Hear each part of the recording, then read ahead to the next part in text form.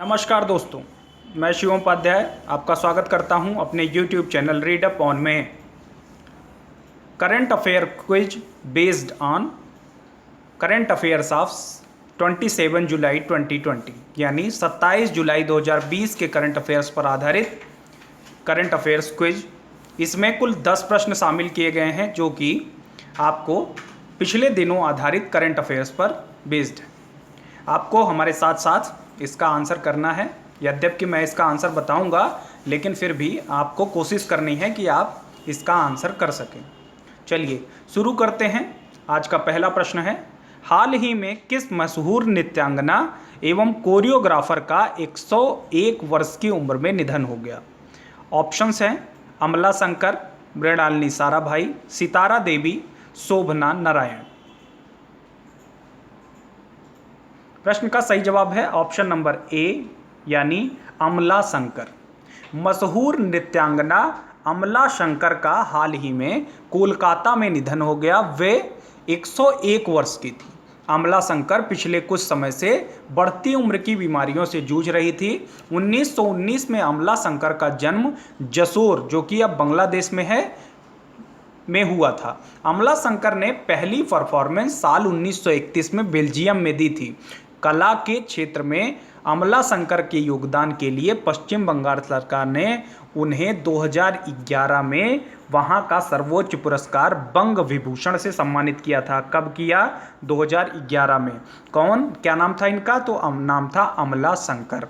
ठीक है, बढ़ते हैं अगले प्रश्न की तरफ। प्रश्न नंबर 2, कारगिल विजय दिवस निम्न में से किस दिन मनाया जाता है? 25 मई, 10 जून, 26 जुलाई, 15 मार्च। कारगिल विजय दिवस। प्रश्न का सही जवाब है 26 जुलाई। इस दिन देश भर में अनेक प्रोग्राम भी होते हैं सेना के जवानों शहीदों के सम्मान के लिए।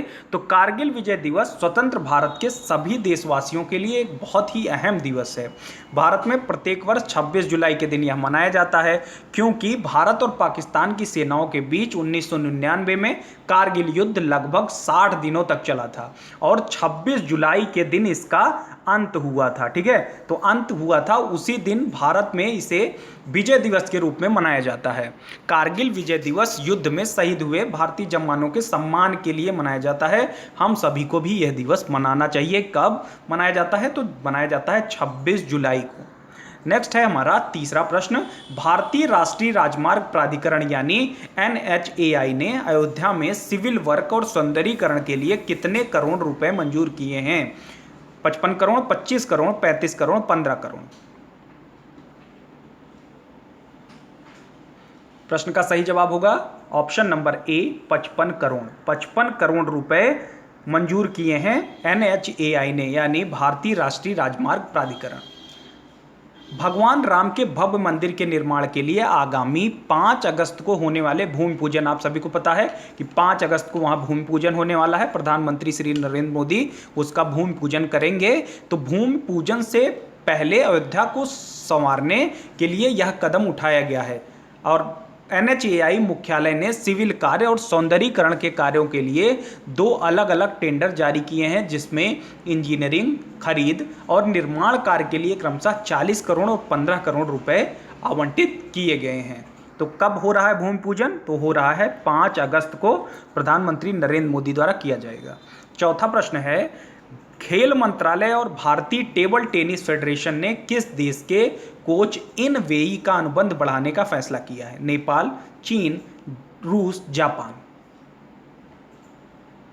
कि खेल मंत्रालय ने जो भारतीय टेबल टेनिस फेडरेशन ने किस देश के कोच इन वेई का अनुबंध बढ़ाने का फैसला किया है? इस प्रश्न का सही जवाब होगा ऑप्शन नंबर बी चीन। खेल मंत्रालय और भारतीय टेबल टेनिस फेडरेशन ने चीनी कोच इन वेई का अनुबंध बढ़ाने का फैसला किया है। साथ ही साथ यही नहीं, इन वेई को भारत में रुककर प्रतिभाओं को तराशने के लिए भी राजी हो गए हैं। यानी इस बात के लिए इन वेई ने भी अपनी सहमति व्यक्त कर दी है। इन वेई कोलकाता स्थित कोल इंडिया साई की टेबल टेनिस अकादमी में हैं। उन्हें करीब 2.62 लाख रुपए 3500 $3500 लगभग प्रति माह वेतन पर रखा गया है। ठीक है, कितने के वेतन पर? तो 2.62 लाख रुपए। ठीक है, इनका नाम है इनवेई और ये हैं चाइना से। नेक्स्ट क्वेश्चन है 5वां क्वेश्चन, निम्नलिखित में से किस राज्य को खेलो इंडिया गेम्स 2020-21 की मेजबानी सौंपी गई है? पंजाब, दिल्ली, कर्नाटक, हरियाणा। खेलो इंडिया गेम्स 2021 में जो होंगे उसके लिए किसको मेजबानी सौंपी गई है? प्रश्न नंबर 5। प्रश्न नंबर 5 का जो सही जवाब होगा वो होगा ऑप्शन नंबर डी, हरियाणा के मुख्यमंत्री मनोहर लाल खट्टर और केंद्रीय खेल मंत्री किरण रिजिजू ने 25 जुलाई 2020 को घोषणा की कि 2021 में होने वाले खेलो इंडिया यूथ गेम्स के चौथे सत्र की, ये इसका चौथा सत्र होगा, चौथे सत्र की मेजबानी हरियाणा करेगा। इन खेलों का आयोजन अगले साल होने वाले टोक्यो ओलंपिक के बाद पंचकुला में होगा। केंद्रीय खेल मंत्री किरण रिजिजू ने कहा कि आमतौर पर खेलो इंडिया यूथ गेम्स हर साल जनवरी में होते थे। खेलो इंडिया यूथ गेम 2018 में हरियाणा ने पहला स्थान हासिल किया था और गुवाहाटी में आयोजित पिछले आयोजन में भी राज्य ने 200 पदक जीतकर दूसरा स्थान हासिल किया था। ठीक है, तो ध्यान रखिएगा, हरियाणा के मुख्यमंत्री का नाम है मनोहर लाल खट्टर और केंद्रीय खेल मंत्री जो हैं वो है किरण रिजिजू।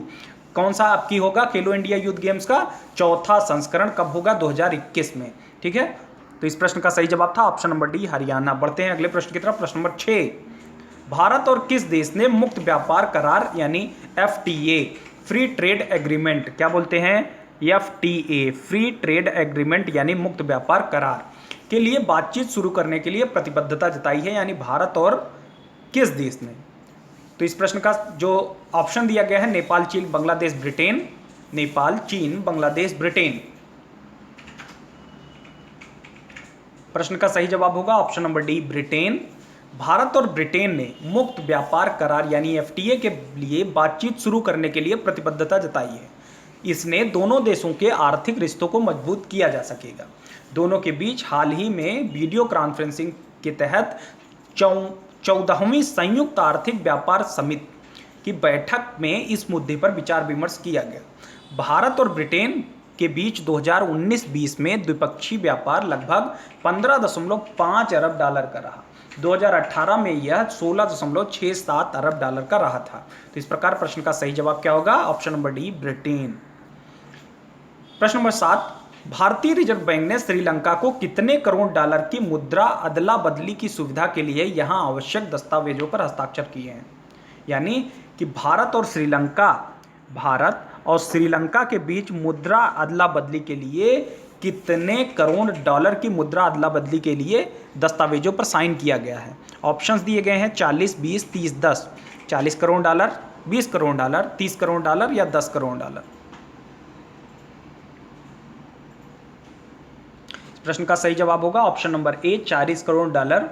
भारतीय रिजर्व बैंक ने श्रीलंका को 40 करोड़ डॉलर की मुद्रा अदला बदली के लिए आवश्यक दस्तावेजों पर हस्ताक्षर किए हैं। इस कदम से श्रीलंका के विदेशी मुद्रा भंडार यानी फॉरेन करेंसी रिजर्व को मजबूत किया जा सकेगा। भारतीय उच्चायोग ने बयान में कहा कि मुद्रा अदला बदली व्यवस्था नवंबर 2022 तक उपलब्ध रहेगी। श्रीलंका ने अप्रैल में कहा था कि उसे दक्षिण एशियाई क्षेत्रीय सहयोग संगठन यानी जिसे हम दक्षेस के नाम से जानते हैं के ढांचे के तहत रिजर्व बैंक से 40 करोड़ डॉलर मुद्रा अदला बदली का करार किया है। इससे श्रीलंका का विदेशी मुद्रा भंडार मजबूत हो सकेगा। साथ ही साथ कोविड-19 महामारी से प्रभावित देशों में इसकी वित्तीय स्थिरता भी सुनिश्चित हो सकेगी। तो इसके कई सारे फायदे श्रीलंका में दिखाई देते हैं और रिजर्व बैंक ने ऐसा किया है, 40 करोड़ डॉलर का समझौता है। नेक्स्ट क्वेश्चन है प्रश्न नंबर 8, संयुक्त अरब अमीरात के बाद हाल ही में किस देश ने भी अपना मंगल मिशन सफलतापूर्वक लॉन्च कर दिया? भारत, पाकिस्तान, चीन, नेपाल।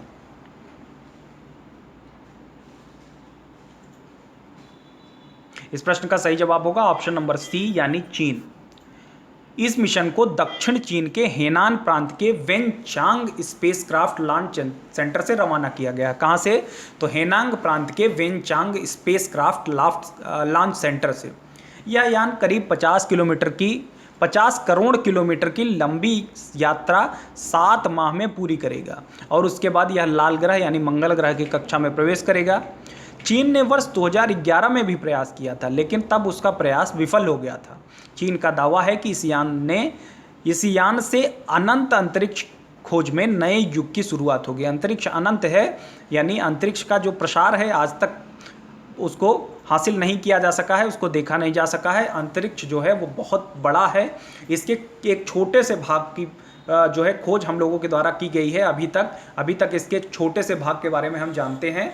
तो चाइना बोल रहा है कि इस यान से अनंत अंतरिक्ष खोज में एक नए युग की शुरुआत हो सकेगी, यानी अपने मिशन को जो है बढ़ा चढ़ा करके पेश कर रहा है।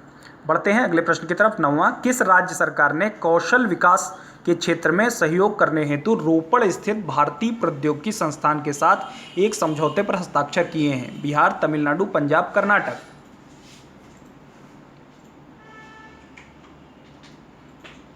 प्रश्न का सही जवाब होगा ऑप्शन नंबर सी, पंजाब। यह संस्थान को ITI और पॉलिटेक्निक का मॉडल विकसित करने में मदद करेगा। साथ ही साथ IIT सिंचाई में पानी की बर्बादी को नियंत्रित करने के लिए छोटे उपकरणों के निर्माण में राज्य की मदद करेगा। साथ ही साथ पंजाब सरकार IIT के भूमि अधिग्रहण से संबंधित मुद्दों को हल करने में मदद करती है, जबकि संस्थान अपने परिसर को एक हरे भरे परिषद के रूप में विकसित करने का आग्रह करता है, जिसमें व्यापक भूमि निर्माण और वनीकरण शामिल हैं। तो इस प्रकार प्रश्न का सही जवाब क्या हुआ? पंजाब सरकार ने कौशल विकास के क्षेत्र में सहयोग हेतु रोपड़ स्थित IIT संस्थान के साथ समझौते पर हस्ताक्षर किए हैं। ठीक है, जिस समझौते की मुख्य बातें मैंने आपको अभी बताई।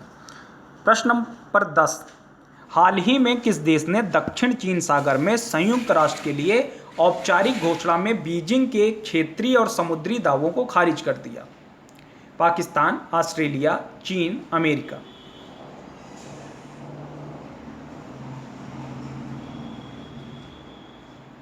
प्रश्न का सही जवाब होगा ऑस्ट्रेलिया।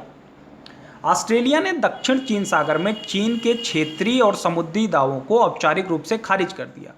तनाव बढ़ने के साथ खुद को अमेरिका के साथ और अधिक निकटता से जोड़ लिया है। ऑस्ट्रेलिया ने संयुक्त राष्ट्र में एक घोषणा में कहा कि दक्षिण चीन सागर पर चीन के दावे के लिए उसके पास कोई कानूनी आधार नहीं है। हालांकि ऑस्ट्रेलिया के इस बयान को लेकर अभी तक चीन की ओर से कोई प्रतिक्रिया नहीं दी गई है। प्रश्न का सही जवाब क्या था? Option number B. ये 10 प्रश्न 27 तारीख और उससे पिछले करंट अफेयर्स पर आधारित थे। उम्मीद है कि आपको ये प्रश्न पसंद आए होंगे और आप लोग इससे आगामी परीक्षाओं में लाभ भी उठाएंगे। हमारे चैनल रीड अपान को ऐसे ही वीडियोस पाने के लिए शेयर और सब्सक्राइब जरूर करें। अगर अभी तक आपने हमारे चैनल को सब्सक्राइब नहीं किया है तो सबसे पहले सब्सक्राइब करने के साथ ही बेल आइकन पर क्लिक करके चैनल का नोटिफिकेशन ऑन कर लें, ताकि समय के साथ आपको वीडियोस मिल जाए। ठीक है, धन्यवाद।